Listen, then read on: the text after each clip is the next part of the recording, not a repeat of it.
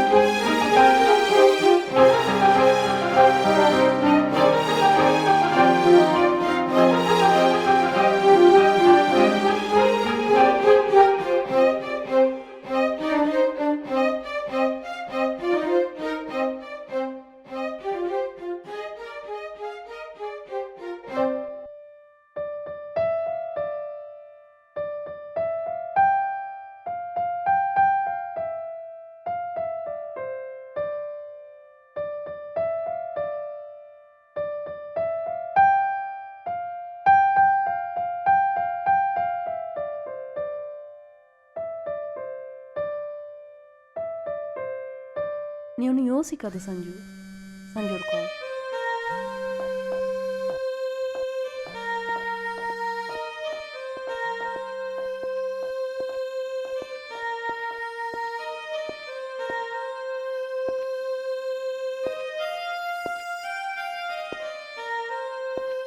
பகல் நீ சாப்பிடவும் இல்லை, இந்த சாப்பாடு.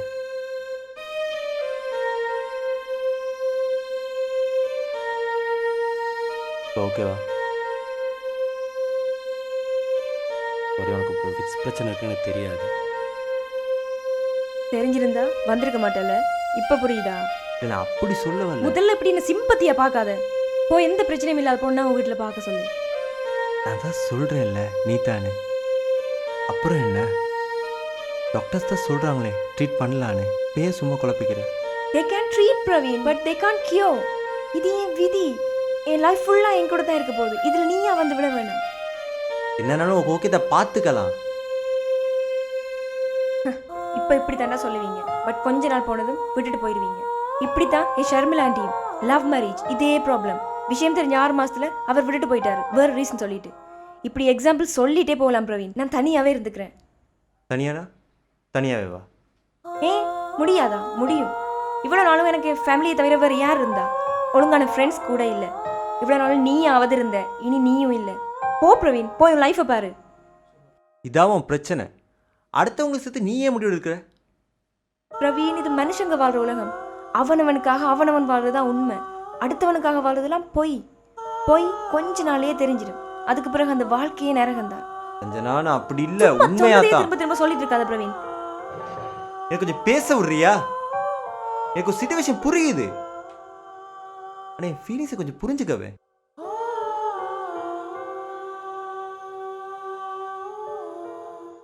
இது சரியா வராது பிரவீன். உனக்கு எதுவும் புரியாது, எதுவும் தெரியாது.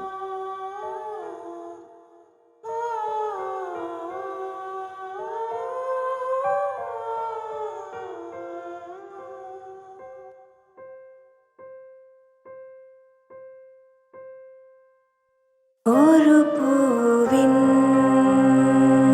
வலி இதழ்களிலே கண்ணீர் துளி உதிரும் முன் உதிர களங்கம் கலையாதா? இரு உடல்கள் இணைவதுதான் மெய்காதல் ஆகிவிட்டால் பூவின் மேல் தேனீ காதல் கொள்ளாதா?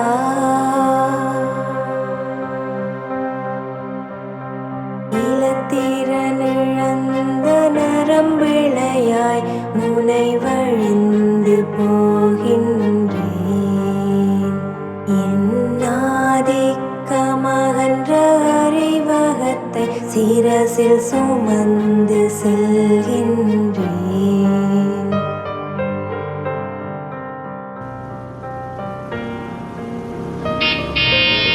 ஏய்,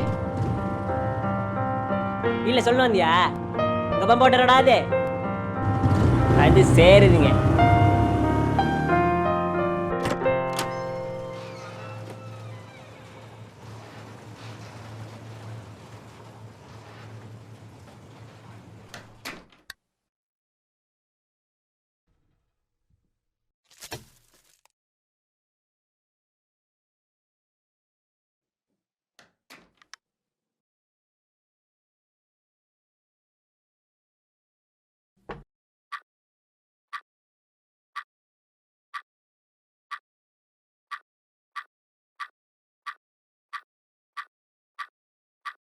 தீராதா எந்த சாபம் தீராதா? மாறாதா என் வலியும் மாறாதா?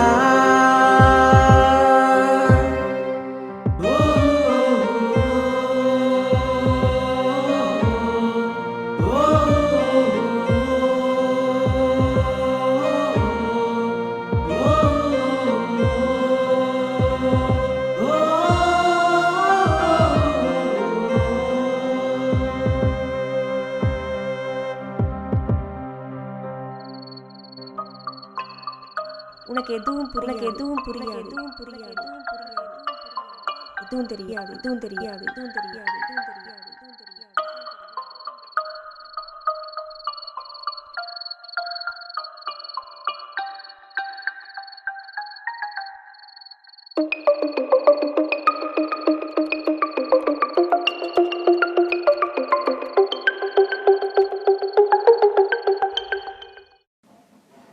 எபிலெப்சி அது மூளையின் செயற்பாட்டில் திடீர்னு ஏற்படுற ஒரு மாற்றத்தினால வர்றது. அது மூளையில் ஏற்படுற பாதிப்பாலேயும் வரலாம், அல்லது மூளை செயற்படுறதுக்கு தேவையான அயன்களின் அளவுகளில் ஏற்படுற மாற்றங்கள்னாலையும் வரலாம். இதோட பாதிப்பு வந்து பல வகையில் வெளிப்படலாம். இப்போ என் சஞ்சனாவுக்கு அந்த மாதிரி துடிப்புகளோடையும் வரலாம். ஒரு சிலருக்கு அவங்க அப்படியே திடீர்னு உறைஞ்சி போன மாதிரி நின்றுவாங்க. அப்புறம் கொஞ்ச நேரத்தில் அவங்களுக்கு சுயநினைவு வரும், பிறகு நார்மல் ஆயிடுவாங்க. சிலருக்கு உடலில் ஒரு சில பாகங்களில் மட்டும் துடிப்புகள் வரலாம். உதாரணத்துக்கு கண், கை, கால் அப்படி.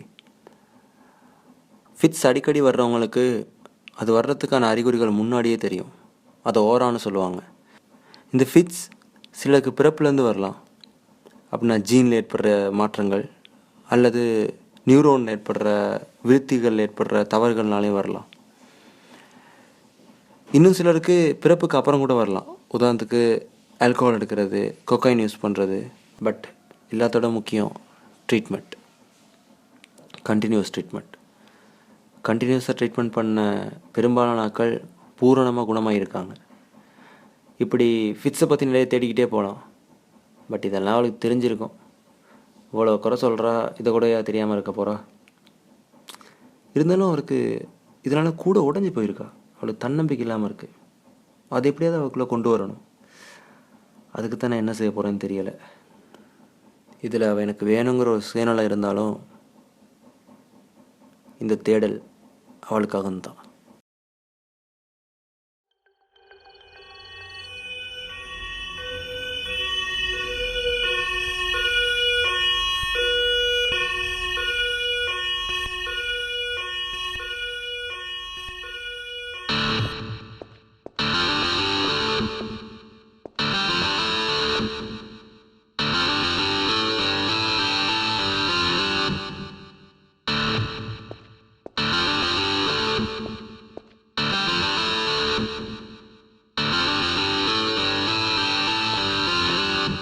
பிரவீன், எனக்கு லேட் ஆகுது, கொஞ்சம் ஒர்க்குக்கு போகணும். இன்னும் 1 ஹவரில் டிஸ்சார்ஜ் பண்ணிடுவாங்க. சஞ்சு கொஞ்சம் பார்த்துக்கோங்க. சஞ்சு.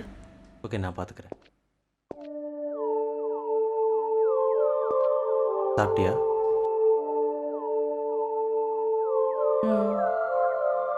பேக்கரில் தான் வந்திருக்கேன். திங்ஸ்லாம் பேக் பண்ணிக்க, போகலாம்.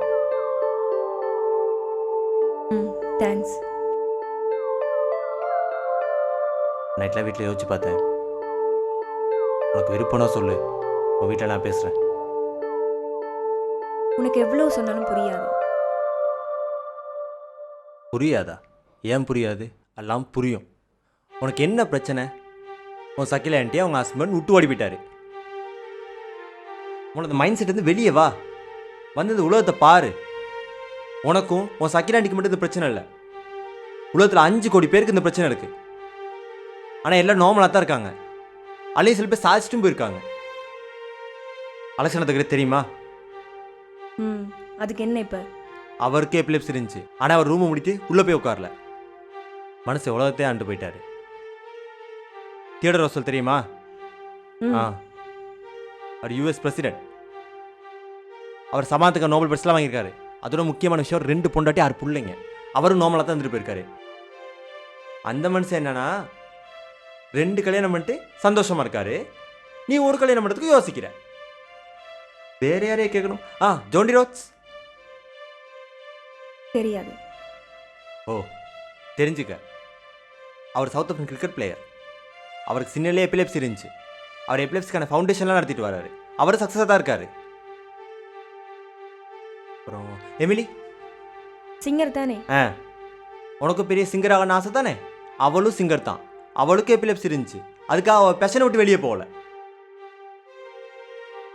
இந்த மாதிரி நெப்போலியன், பிகாசோ இப்படி சொல்லிட்டே போகலாம். இதெல்லாம் நீ தேடி பார்த்துருக்கியா?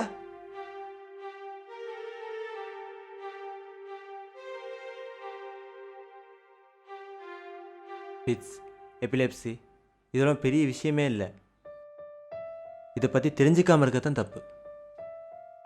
நான் கூட இருக்கேன் தானே, நம்ம 2 பேர் சேர்ந்து இதை ஃபேஸ் பண்ணலாம். இதை கியூர் பண்ண முடியுமா? அதை பற்றி அதெல்லாம் விடு. சரியான மெடிக்கேஷன் சேர்த்துக்கிட்டு நம்மளும் மற்றவங்கள மாதிரி நார்மலான லைஃப் ஒன்று வாழுவோம். யோசிச்சு சொல்லு.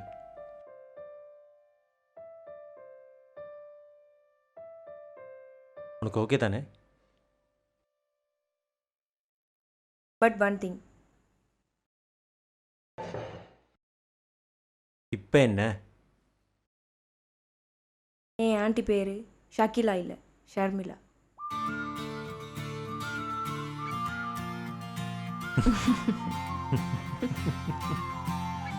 நானும் பயந்துட்டேன், வேற ஏதோ பிரச்சனை நினச்சி.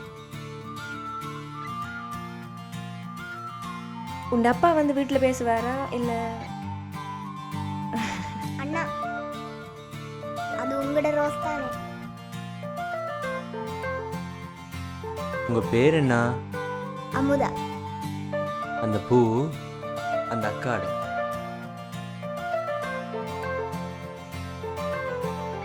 அவங்ககிட்ட தானே இது, அவங்ககிட்டே கொண்டு போய் கொடுப்போமா?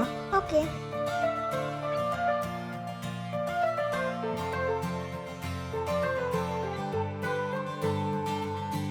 எல்லாத்துக்கும் முதல்ல எனக்கு ஒரு பிரச்சனை இருக்குது. என்ன பிரச்சனை? டாக்டர்ஸ் எனக்கு ஹார்ட் பர்ன் இருக்குன்னு சொல்கிறாங்க. அதே நேரம் இந்த இடத்துல எனக்கு அடிக்கடி பெயின் வரும். சிவியர் டிஸ்பேஜியா, அப்டமினல் டிஸ்கம்ஃபர்ட், இப்படி நிறைய சிம்டம்ஸ் சொல்லிகிட்டே இருக்கலாம். அப்படி என்ன பிரச்சனை? எனக்கு கஸ்டைட்டிஸ் இருக்குது. ஃபிட்ஸ், வலிப்பு, எல்லோரும் இந்த வார்த்தைகளை கேள்விப்பட்டிருப்போம். இது சம்பந்தமாக நிறைய விஷயங்கள் தெரிஞ்சு வச்சுருப்போம். ஆனால் அதில் 80% பொய்யும் கலந்து தான் இருக்குது. காரணம், இந்த சமூகம் பல நேரங்களில் உண்மையை விட நல்லா இருக்கிற பொய்க்குத்தான் முக்கியத்துவம் கொடுத்துருக்கு.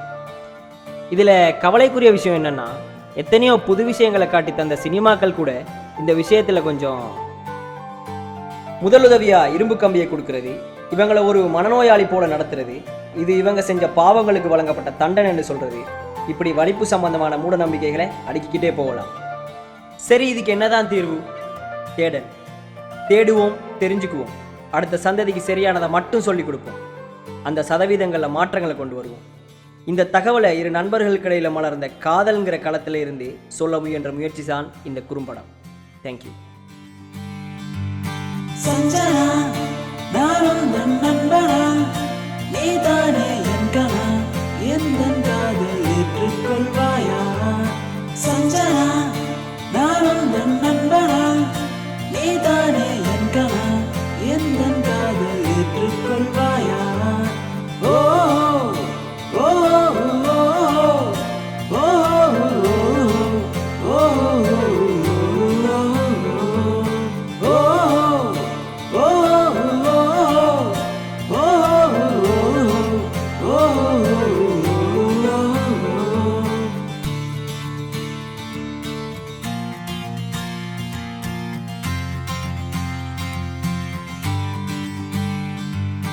oh